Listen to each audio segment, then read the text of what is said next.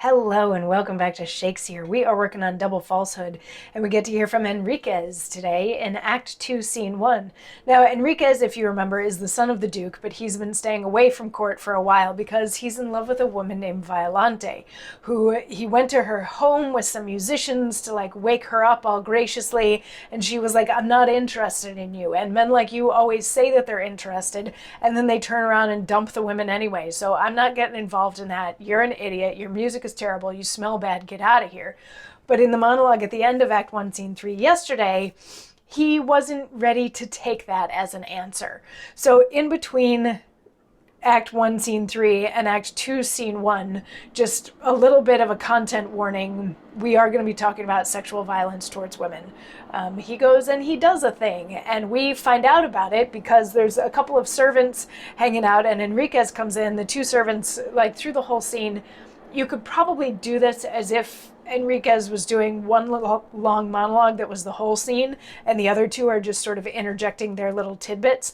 The little tidbits that they interject throughout are basically just saying, wow, that guy seems really upset about things. He might go crazy because of whatever it is that he did. But he comes in and he's trying to justify to himself his actions. He's like, let me think about this, and let me think about what happened there. I proposed to her and she said no, but then I didn't take that, and then I took her. And he does talk about taking the joy with violence, which basically means he raped her. He took her and he raped her because she wouldn't consent. And the two guys are, making their peanut gallery comments over here, and Henriquez is sort of beating himself up about this, which he should be because he just raped somebody. But he says, hold, let me be severe to myself, but not unjust. Was it a rape then? No. Her shrieks, her exclamations then had drove me from her. True, she did not consent. As true, she did resist. But still, in silence all. 'Twas but the coyness of a modest bride, not the resentment of a ravished maid. And is the man yet born who would not risk the guilt to meet the joy? The guilt, that's true. But then the danger, the tears, the clamors of the ruined maid pursuing me to court, that I fear will, as it already does my conscience, something shatter my honor. What's to be done? But now I have no choice. Fair Leonora reigns confessed, the tyrant queen of my revolted heart, and Violante seems a short usurper there. Julio's already by my arts removed. Ho, ho, ho, friendship. How wilt thou answer that? Oh, that a man could reason down this fever of the blood, or soothe with words the tumult in his heart. Then, Julio, I might be indeed thy friend. They only should condemn me, who, born devoid of passion, ne'er have proved the fierce disputes twixt virtue and desire, while they, who have, like me, the loose escapes of youthful nature known, must wink at mine, indulgent to their own. So this is a rather distasteful speech, or at least I find it to be distasteful, because I am of the belief that only consent is consent.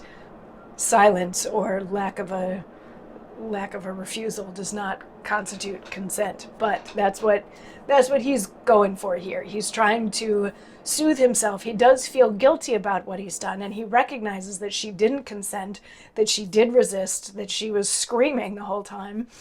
But he's like, she eventually just got quiet, so that makes it okay.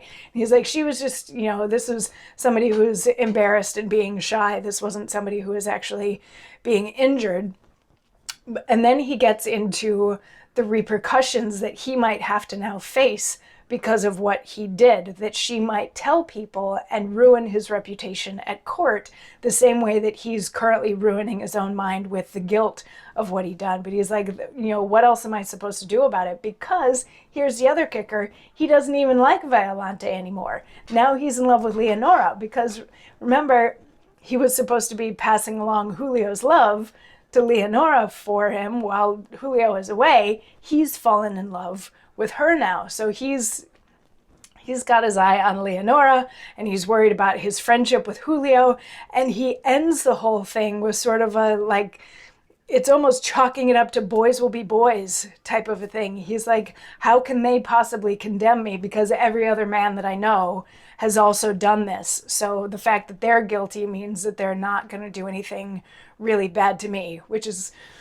as a woman, kind of a horrifying position for somebody to take. But, you know, take with that what you will. I apologize if that was a really uncomfortable monologue and situation. And also, this is supposed to be a comedy, and we have a rape happening in between Act 1, Scene 3 and Act 2, Scene 1. Like, come on, when's it gonna get funny? That's basically the end of the scene. The two like servant guys that are watching are like, whoa, that guy's really gonna drive himself crazy. And that's it. Everybody like exits their separate ways. So we have an act of violence, we have a love triangle forming, we have a scorned and battered and bruised and violated woman. Where could this possibly go from here? Come on back tomorrow and find out. I'll see you. Mwah.